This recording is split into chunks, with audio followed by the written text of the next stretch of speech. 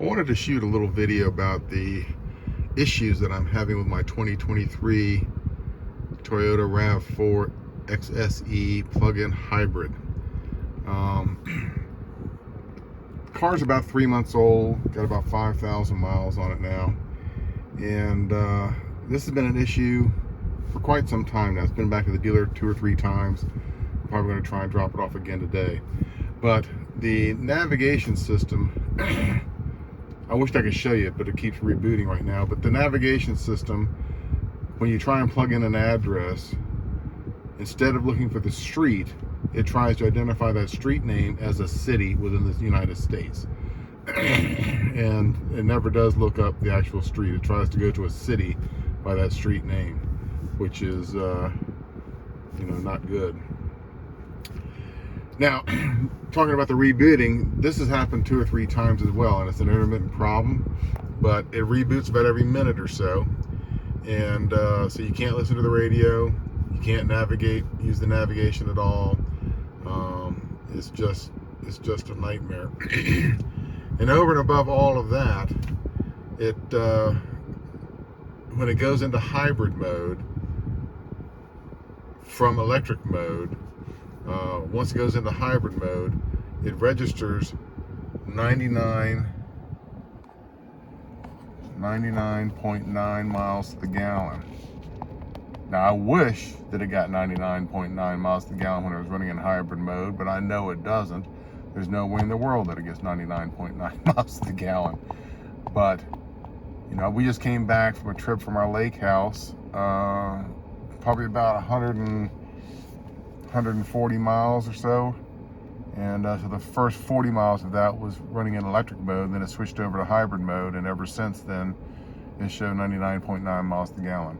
Now, the last time I had it into the dealership, they corrected this by resetting something or another, and but it only lasted a day or two, and then it went back to this.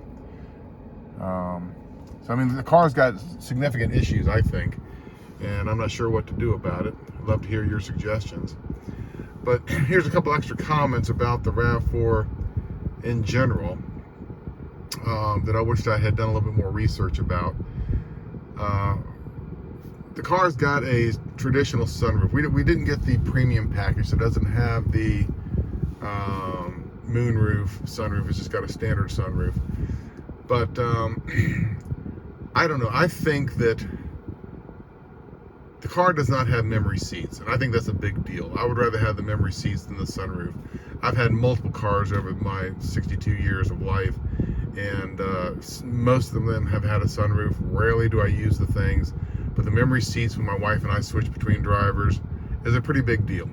I think that that's a huge mistake on Toyota's part not to put memory seats in every single car, particularly when you're talking about an XSE trim level of a RAV4.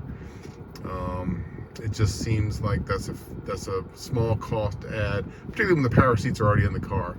It doesn't make sense to me. Also, the car doesn't have any parking sensors, which is I'm just dumbfounded that the car doesn't have parking sensors. I mean, it does have a backup camera, thankfully, but still, I would think that it should have parking sensors, both front and rear.